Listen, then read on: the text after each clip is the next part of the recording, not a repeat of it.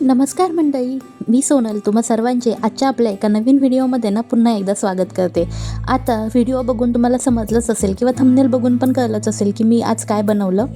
आता हे सगळं बनवणं पार्थच्या बाबांसाठी चालू होतं, कारण मी आहे माहेरी आणि सध्या ते तिकडे एकटेच आहे. आणि मग एकटा माणूस म्हटलं ना की जेवण करायची टाळाटाळ करतं, किंवा कंपनीत एक टाईम जेवलं तर घरी आल्यानंतर फक्त भात वगैरे करतात.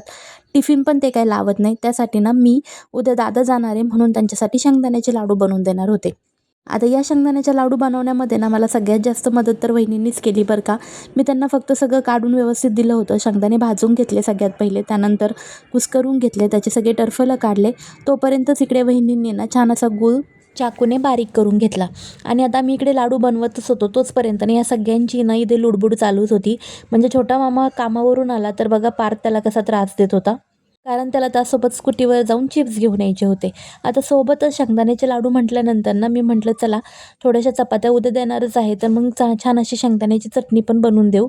तरी ते शेंगदाण्याच्या चटणीच्या तयारीला मी लागले. आता पारच्या बाबांना झालं किंवा माझ्या भावांना झालं ना, शेंगदाण्याची चटणी अशी लागती की त्यामध्ये शेंगदाण्याचे पूर्ण बारीक न झालेले पाहिजे, थोडेसे अर्धे वगैरे राहिले पाहिजे. तर मी काय करते, अगोदर मिरची सगळी बारीक काढून घेते आणि त्यानंतर मग अर्धले शेंगदाणे ठेवते. अशाने शेंगदाण्याची चटणी छान पण होते. आणि आज आमच्या संध्याकाळचा बेत होता ना, आज आम्हाला करायचं होतं छोले भटुरे. आता घरात छोले भटुरे कुणालाच आवडत नाही बरं का, मलाच आवडतात. आणि मम्मीने ते पण खाऊन म्हणजे सारखं सारखं खाऊन हे होतं, त्यामुळे ते पण काय जास्त करत नाही. पण वहिनी मी आज आलो होतो तर म्हटलं चला छोले भटुरेच करूया. इकडे मी छोल्याची तयारी केली होती. छोले भिजत घातले होते सकाळीच. त्यालाच मी शिजायला टाकलं होतं आणि सोबत खडा मसाल्याची पूड करून टाकली. तोचपर्यंत वहिनी इकडे लाडू करायला लागल्या होत्या. तर मला कोणता पण लाडू बनवायचं म्हटलं ना की मला 2 हात यूज होतात. पण वहिनी बघा किती छान एकाच हाताने असे गोल गरगरीत लाडू बनवत होते. आणि त्यांना मी विचारलं तुम्हाला कसं जमतं, तर त्या मस्त त्यांच्या स्टोऱ्या सांगत होत्या, कारण पहिल्यापासून त्या हॉस्टेलला होत्या. तर नेहमी त्यांची मम्मी त्यांना असं काहीतरी खाऊ बनवून देत होती हॉस्टेलवर खाण्यासाठी.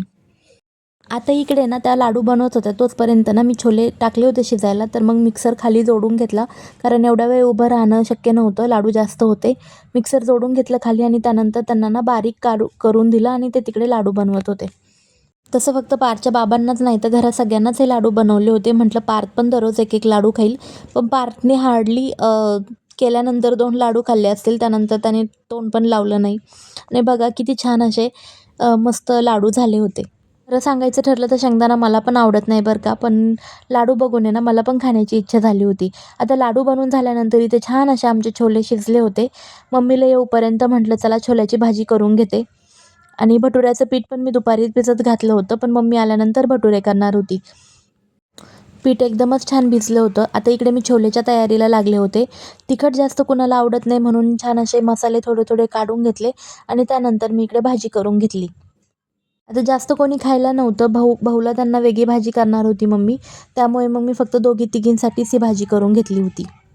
आता या भाजीसाठी मी मसाले छोले मसाला घेतला होता, धने पावडर घेतली होती. इकडे थोडेसं कांद्याची आणि टोमॅटोची प्युरी काढून घेतली होती, अद्रक लसणाची पेस्ट घेतली होती आणि त्यानंतर मग छोले असे हे करून घेतले होते. आता तोचपर्यंत मम्मी आली होती आणि सगळ्यात मेन गावाकडं पाण्याचा खूप मोठा प्रॉब्लेम असतो. 2-3 दिवसामिळून नळी चालू करतात, त्यामुळे असं पाणी भरून ठेवावं लागतं. तर मग पाणी शिल्लक नव्हतं म्हणून मम्मीने पाणी भरून घेतलं. आता भाजी करताना सगळ्यात पहिले मी तेल गरम करून घेतलं आणि त्यामध्ये अद्रक लसूणची पेस्ट टाकली. ती पेस्ट छान अशी भाजून घ्यायची वास सुटेपर्यंत आणि लालसर होईपर्यंत. त्यानंतर परत वरून थोडंसं तेल टाकलं आणि मसाले टाकून दिले त्यामध्ये. मसाले टाकल्यानंतर ते मसाले पण तेलात छान असे भाजून घेतले. पण तेलामध्ये जेवढे चांगले मसाले परतू तेवढी भाजीला चांगली चव येते बरं का. मसाले चांगले छान असे परतल्यानंतर त्यामध्ये मी आपले हे टाकले, छोले टाकून घेतले आणि छोले पण परतून घेतले, जेणेकरून सगळ्या छोल्यांना छान असा मसाला लागून जाईल आणि वास पण छान येईल. खरं तर पार्थ झाल्यापासून तब्येत एवढी माझी वाढते म्हणजे थोडं जरी काही खाण्यापिण्यात गेलं माझी तब्येत जास्त होते. पण तरी पण ह्या सगळ्या क्रेविंग्सपासून मी स्वतःला मनाला आवरूच शकत नाही, काय करू ते समजत नाही. पण मग असं वाटतं बाहेरचं खाण्यापेक्षा घरात हेल्दी बनवून खाल्लेलं चांगलं. आता इथे छोले छान असे मसाल्यात परतून घेतल्यानंतर वरून थोडंसं तेल टाकलं आणि तयार केलेली प्युरी त्यामध्ये टाकून दिली आणि ती पण छोल्यांमध्ये छान अशी परतून घेतली.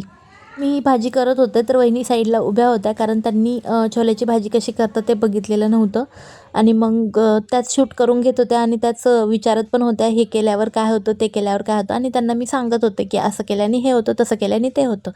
आणि मग छान अशी छोल्याची भाजी झाल्यानंतर आहे ना मम्मीचं पाणी पण भरून झालं होतं आणि त्यानंतर ती लागली होती भटुरे करायला. तर खरं सांगायचं झालं ना तर मी दुपारी थोडंसं लेट पीठ भिजवलं होतं आणि पीठ लेट भिजवलं, पण माझ्याकडून ते थोडंसं पातळ पण झालं होतं. त्यामुळे मम्मीला असे एकसारखे काही भटुरे लाटता येत नव्हते. पण तरी ती प्रयत्न करत होती म्हणजे मग त्यानंतर तिने व्यवस्थित असे भटुरे लाटून घेतले आणि मग ते फुगतच नव्हते. मग फुगण्यासाठी काय करावं म्हटलं, त्यानंतर मग तिने परत व्यवस्थित पीठ मळून घेतलं, थोडंसं त्याला आणखीन अर्धा तास भिजून दिलं आणि त्यानंतर आमचे छान असे भटुरे फुगायला लागले. तुम्ही छोले भटुरे कसे करतात ते मला नक्की कमेंट करून सांगा आणि अशाच नवनवीन रेसिपीसाठी डेली व्लॉगसाठी आपल्या चॅनलला फॉलो करायला विसरू नका. स्वतःची काळजी घ्या. बाय.